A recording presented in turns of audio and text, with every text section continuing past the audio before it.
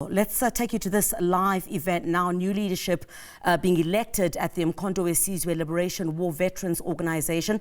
Let's take you live to Bloemfontein now, where former President Thabo Mbeki is on the podium. And one of the immediate consequences was that, according to its own rules and regulations, ESKOM declared an emergency. And what an emergency meant was that now you don't have to tender for coal, you have got to buy with the coal where it is. That immediately doubled the price of coal to ESKOM overnight. It was deliberate, it was deliberately caused. I'm saying we apologized in February 2008 in the State of the Nation address because we didn't know this truth. This truth is dug out many years later by a special investigation unit, an SIU. An SIU was set up to investigate something about ESKOM. It was not this load shedding, some other issues. It's during the course of that investigation that they came across this thing. That report of the SIU was submitted to the President in 2017. And the SIU says the power cut of January 2008 was caused internally. The power station managers were warned, it says, to replenish, they didn't. I'm saying, comrades, then, in the end, what some people in the political parties say, no, that was power failure because of cater deployment by the ANC. Nothing to do with that. It was deliberate intervention by the counter-revolution to produce a crisis so that this ANC government fails. I can talk about, if I had more time, with other elements of what happened to ESKOM. To produce this crisis, the crisis at ESKOM was not mechanical. It was a political intervention to produce a particular outcome. I've run out of my time. One of the decisions of the contribution, when it says it's going to win the war, was that it would intervene in the ANC itself. The first decision they took, comrades, was that they would intervene at the ANC National Conference in 2002. They were going to intervene in 2002 to make sure that the leadership that gets elected there is the leadership of their liking. And so you had some people within the movement already in 2001, year before, who were very busy mobilizing for that kind of outcome at next year's national conference of the movement. In the end, the counter-revolution decided that it was not ready for 2002, but it was ready for 2007. It acted in 2007 to produce the kind of leadership that it would prefer. You will have seen us just now in the last 2 days or so, this General Pasane appearing before the ad hoc committee in Parliament, who talks about political interference in the police. He refers to this. He says this political interference in the police particularly happens after the Polokwane conference of the ANC. And he's telling the truth. But that was part of the intervention of the counter-revolution to make sure that it achieves its objective of winning the war, whereas the ANC had won a battle in 1994. I must end there, comrade. It could intervene in the ANC like that because it could rely on its agents in the ANC. Let me jump to the 2024 national and provincial elections. You have this result, one of the results. a new organization called the MK Party suddenly gets this huge support in KZN. Gauteng a bit, Mpumalanga a bit. Why? And suddenly the ANC drops to whatever. Why have this population suddenly decided in KZN to abandon the ANC in these numbers? I had my own differences with the ANC leadership, provincials. But that was not why you had that result. The reason we had that result is because I'm coming back to what I was saying about the national security management system.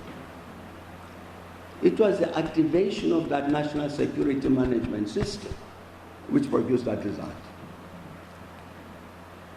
Because that machinery had never been dismantled. I was saying we raised this matter with the TRC. The TRC tried. You go and look at the records of the TRC. The TRC tried to get into this matter, but couldn't produce any result. That was the machinery that was used to produce that result in KZN. You see its phenomenon, for instance, with the Gauteng hostels. You remember during this so-called war on black violence, those were IFP hostels. When we big clash with the ANC communities, IFP decide themselves. These were IFP hostels. But what happened in 2024? They all abandoned the IFP and went to the MK Party. Why? It's because they are controlled by the same person. It's the same person who controlled them when they were IFP hostels.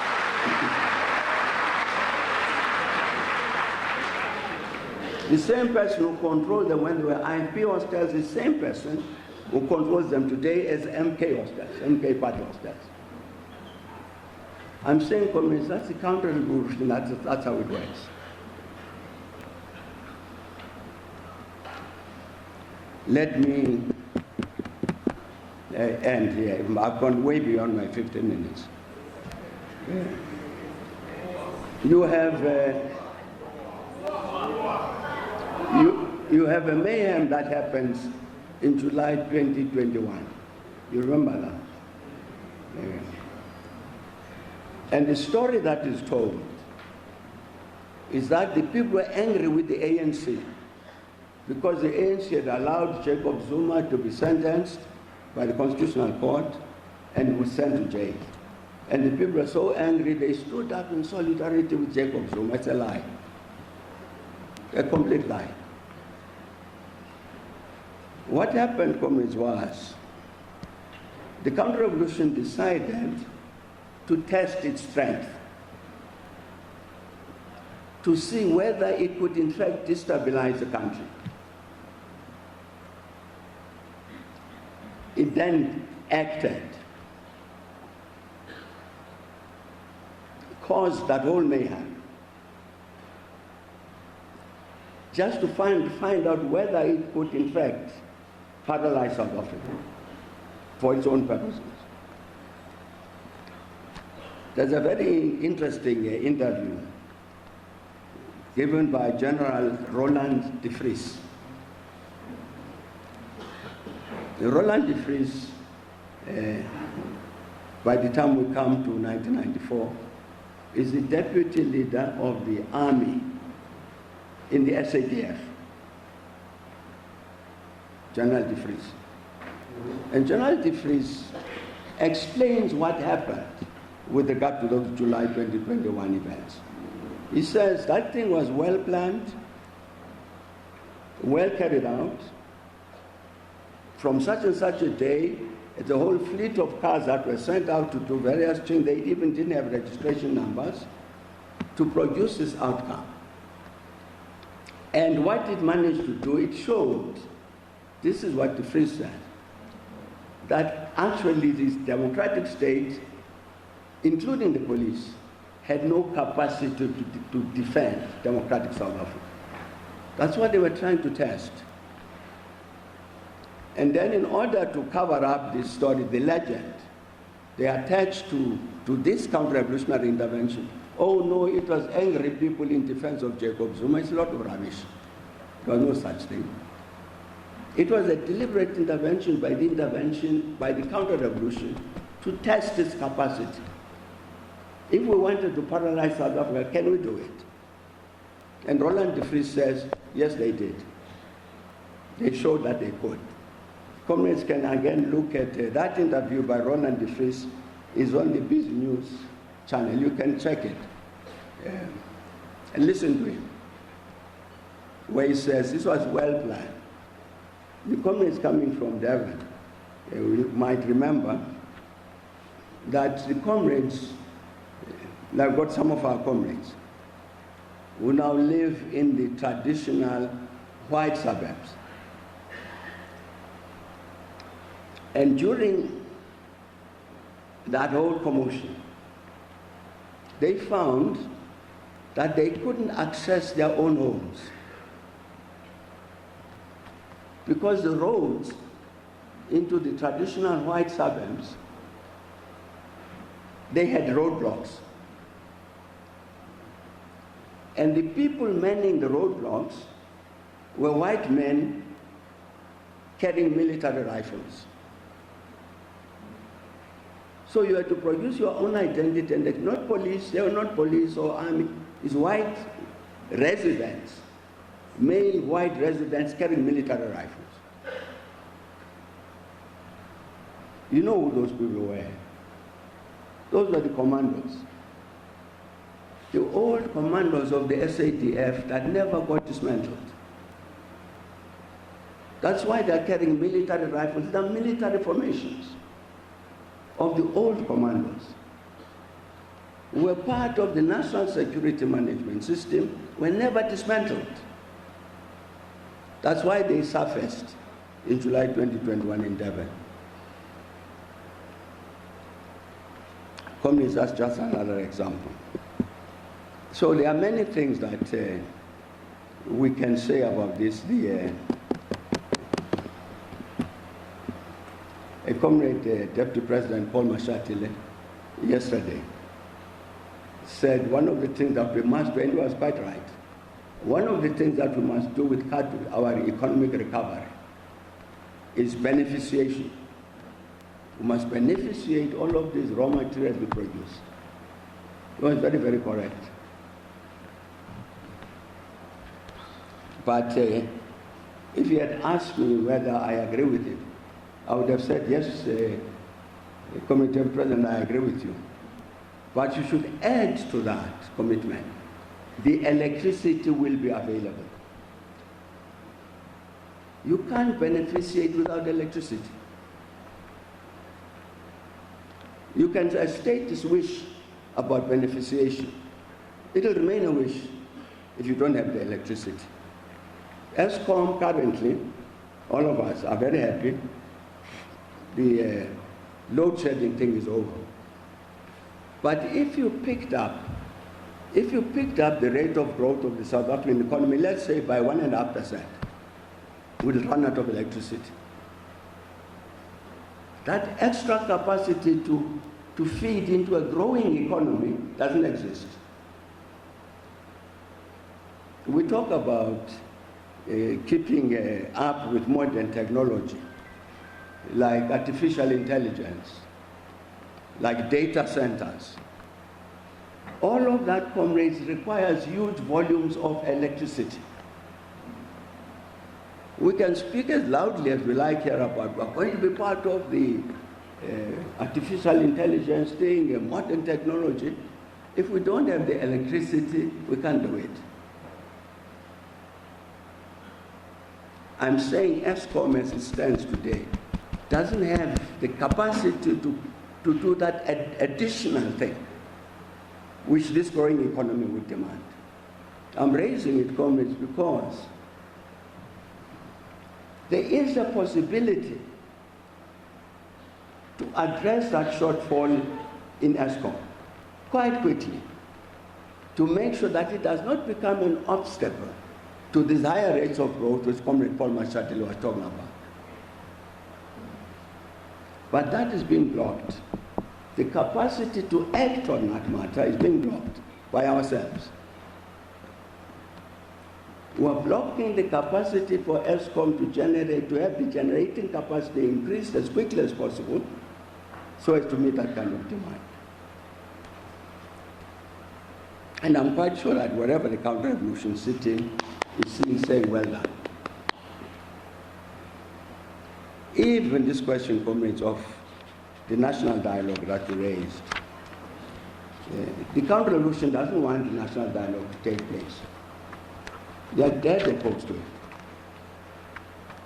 Because they know that when the masses of our people get on their own to decide the future of the country, they can't be intimidated by anybody, or what, or anything.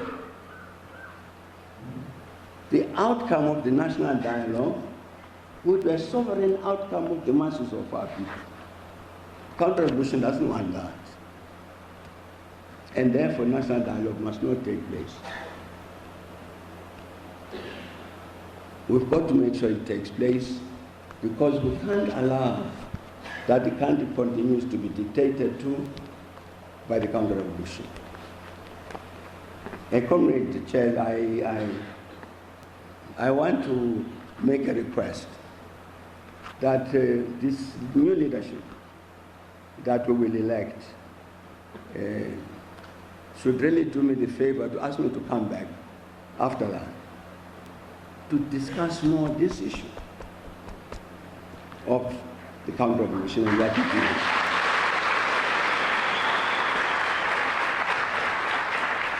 Because, comrades, what the counter-revolution is predicting is that the ANC will cease to exist within 5 years. I take that threat seriously. They have demonstrated their capacity to do enormous damage. We must make sure that this prediction of theirs fails. And we need all of your involvement in ensuring that we must defeat the counter-revolution. That must be one of the tasks of the liberation of veterans. But thanks a lot, comrades.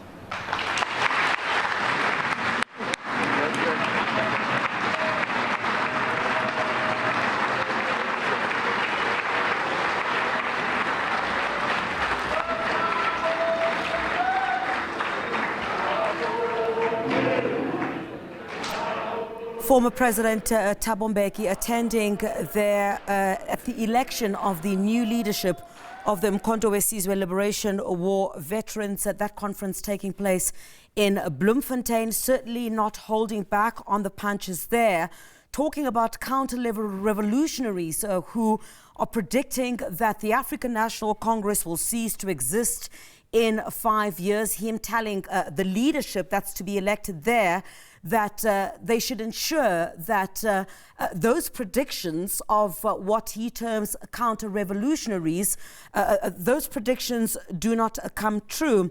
Speaking about, of course, Khomotso Phahlane, who'd been testifying a little bit earlier on this week, in, of course, the political interference within the South African police service.